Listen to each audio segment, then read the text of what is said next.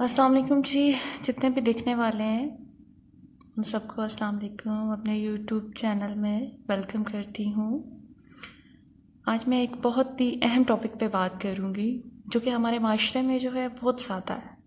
ठीक है, आज मैं बात करूँगी जी जो कि मर्द औरतें ज़िना करते हैं। सही है,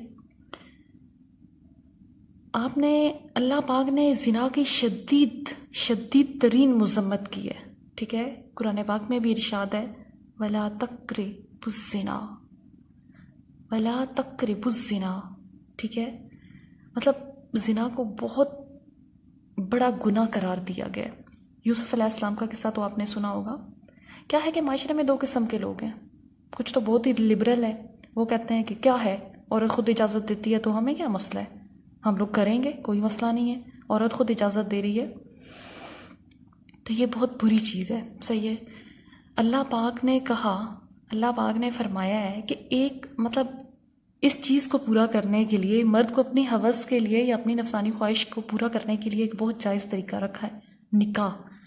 किसी भी औरत के साथ अगर आपको प्यार हो जाता है, मोहब्बत हो जाती है तो एक इज्जत वाला जो तरीका है वो अपनाइए। ठीक है, आप उसे निकाह का पैगाम भिजवाइए, निकाह कीजिए उसके साथ। ठीक है, क्योंकि औरत की इज्जत जो है ना वो निकाह में ही है। ठीक है, अगर औरत भी ये समझ ले तो जब निकाह का पैगाम भिजवाया जाता है, बीवी बनाया जाता है। ठीक है, बीवी जो है, बीवी बनाना आसान काम नहीं है। किसी को बीवी बना के अपने घर पे लाना कोई आसान काम नहीं है। सही है, जब बीवी घर पे आती है, एक तो आप अगर घर में देर से आएंगे तो बीवी जी पूछेगी जी आप किधर गए हैं। अगर बीवी नहीं पूछेगी तो ससुर साहब पूछेंगे जी आप किधर हैं। वो नहीं पूछेंगे तो साले पूछेंगे जी आप किधर से आए हैं। और बीवी जो है वो रोज़ आपकी जेबों की तलाशी ले रही होगी जी, रोज़ ही आपकी जेबों की तलाशी ले रही होगी, रोज़ लेती है तलाशी, कहती है पैसों को कहाँ छुपा रखा है।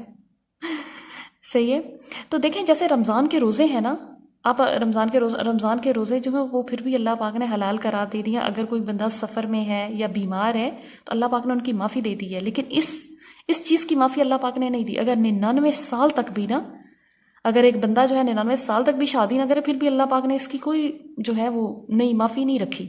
सही है, अल्लाह पाक ने एक बहुत अच्छा, एक बहुत ही पाक इसका एक रिश्ता बनाया है कि आप अगर किसी के साथ करना चाहते हैं तो आप निकाह कीजिए। लेकिन क्या है कि आजकल जो है ना, औरत, कुछ औरतें भी ऐसे समझती हैं, वो समझती हैं कि जी हम लोग ज़िना करेंगे तो हमें पैसे मिलेगा। पैसे तो आपको पता है तवाइफों के पास भी बहुत होता है, लेकिन क्या है कि इज्जत नहीं होती। भंगियों के पास भी बहुत ज़्यादा होता है। और आपको पता है घर में जो झाड़ू पोछा करती है ना मासियाँ, उनको भी पैसा मिल जाता है। सही है, लेकिन क्या है उनकी इज्जत नहीं होती। कुछ मर्द जो है ना वो बहुत ज़्यादा ऐसे बुकराती पेश करते रहते हैं, कहते हैं जी औरतें जो हैं वो तो खुद आती हैं, खुद पेश करती हैं हमें अपने आप को।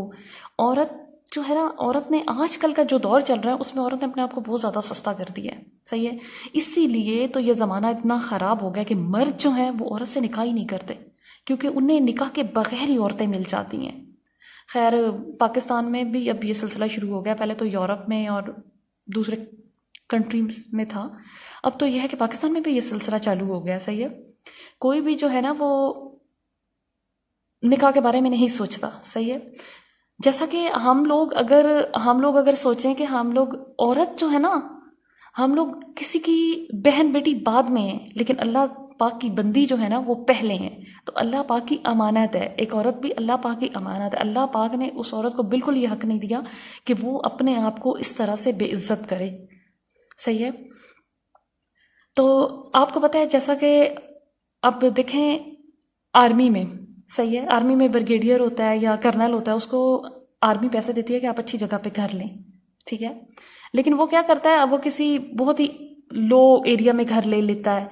ठीक है, लोग जी उसके बारे में बातें करते हैं, इसने देखे ना इतने, हुकूमत ने इसको, मतलब आर्मी ने इतने पैसे दिए, 1 लाख रुपया पर मंथ ये लेता है घर का, लेकिन कितने इसने, मतलब बहुत लो एरिया में इसने घर लिया हुआ है।